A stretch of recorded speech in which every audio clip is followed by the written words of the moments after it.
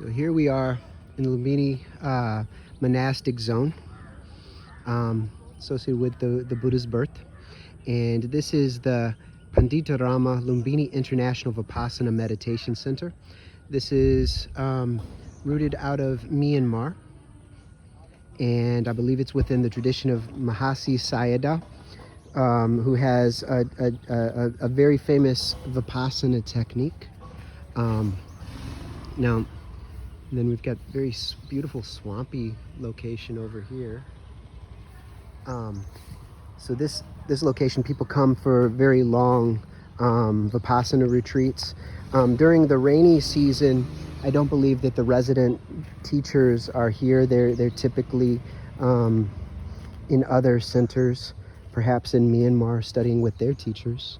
But typically throughout the year, people can come and sit short retreats to gain knowledge of the technique that Mahasi Sayadaw taught and passed on. And then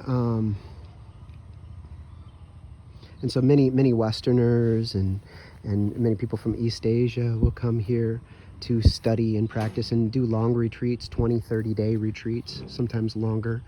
I believe that you can actually, and then you can have daily talks with the teachers. In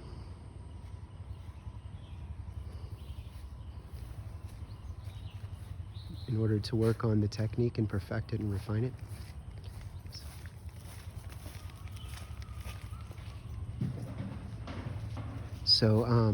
So people can sometimes make quicker progress within this tradition, is what I've heard. From, say, right across the way is a tradition associated with Esen Goenka and U Ba Khin, also Burmese traditions or Myanmar traditions, preserving the ancient techniques of the Buddha is the way that they have put it. And in that tradition, you have to go through a number of retreats before you can sit a longer retreat. So you have to do a 10-day retreat, and then, if you want to sit a 20-day retreat, then you have to sit a number of 10-day retreats and serve, and then get some theory and method before you qualify for the 20-day retreat. And then you have to go through more 10-day retreats before you can qualify for a 30 or a 45-day retreat. Whereas in this tradition, you could actually go and do a longer retreat initially, as far as I'm aware. So I don't know much about this technique, except that it is out of Burma, and it's associated with Vipassana. And Vipassana is an analysis, so you've got Vipassana and Samatha. So Samatha is calm and concentration associated with breath meditation, and then Vipassana is more analytical. So these are Theravada techniques.